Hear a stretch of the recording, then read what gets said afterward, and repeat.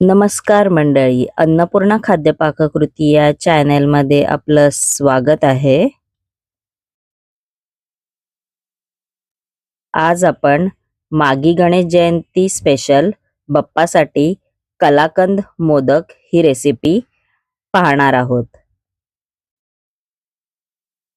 चला तर कलाकंद मोदक बनवायला सुरुवात करू। इकडे मी कढई घेतली आहे, त्याच्यामध्ये आपण आता अर्धा लिटर दूध घालून घेऊ।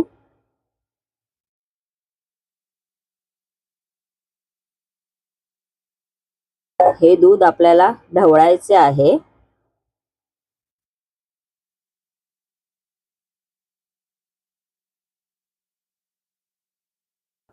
दूध हे आटवून घ्यावं लागेल आपल्याला, सारखं आपल्याला हे ढवळत राहायचं आहे। दूध आपलं जाडसर झालेलं आहे, त्याच्यामध्ये आपण आता 1 कप साखर घालून घेऊ। साखर ही ढवळायची आहे आपल्याला। असं ढवळतच राहायचं आहे। आपण आता ह्याच्यामध्ये पनीर घालून घेऊ।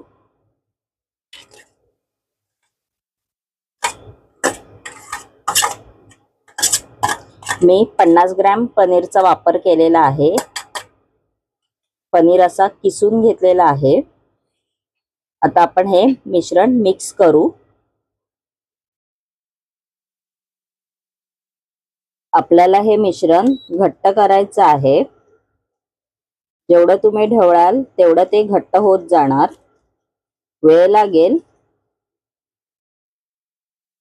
असं हे मिश्रण दाणेदार झालं पाहिजे आपलं। आपण आता ह्याच्यामध्ये 1 चमचा तूप घालून घेऊ।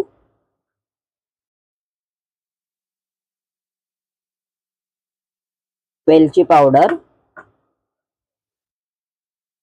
हे आपल्याला मिक्स करून घ्यायचं आहे।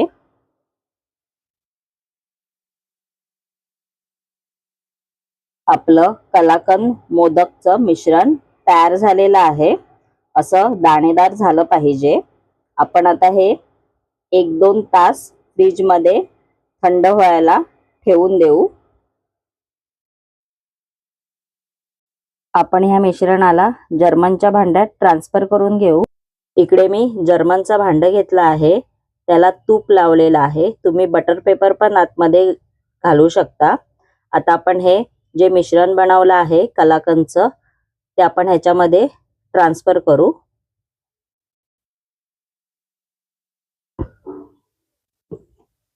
असं ट्रान्सफर करायचं चमच्याच्या साहाय्याने। अशी सेट करून घ्यायची।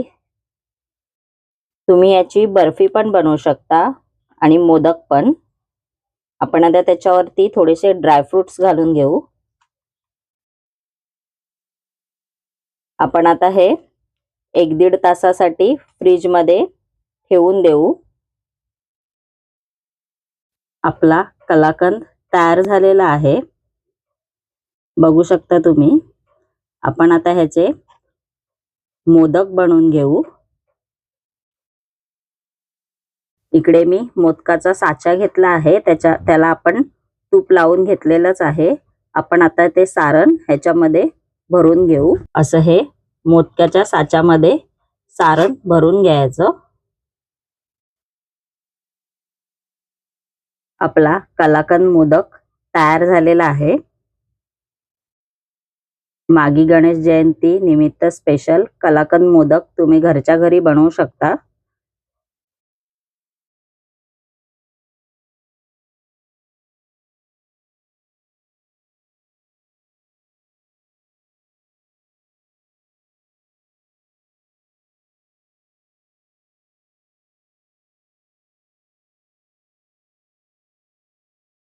माझी ही कलाकंद मोदक रेसिपी आवडल्यास व आणखीन नवनवीन रेसिपी पाहण्यासाठी माझ्या चॅनेलला लाईक, शेअर अँड सबस्क्राइबर नक्की करा।